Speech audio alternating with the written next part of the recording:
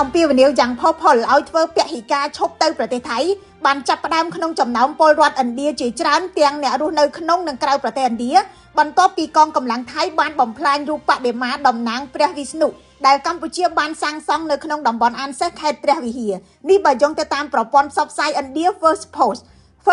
រាយការណ៍នៅថ្ងៃទី26ខែធ្នូឆ្នាំ2025ថា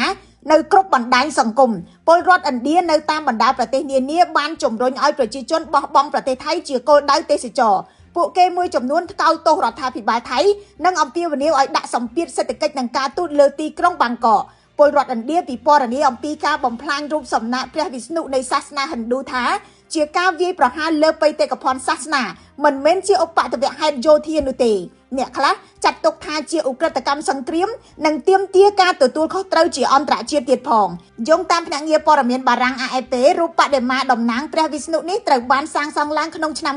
2015ដែលស្ថិតនៅក្នុងទឹកដីកម្ពុជាចម្ងាយប្រមាណជា400ម៉ែត្រពីខ្សែបន្ទាត់ព្រំដែនថៃរូបសំណាកនេះត្រូវទ័ពថៃប្រើគ្រឿងចាក់ធុនធ្ងន់បុករុញទម្លាក់យ៉ាងឃោរឃៅគួរសម្គាល់ថាព្រះវិស្ណុត្រូវបានចាត់ទុកជាអាទិទេពគួរឲ្យគោរពបំផុតមួយអង្គនៅក្នុងសាសនាហិណ្ឌូ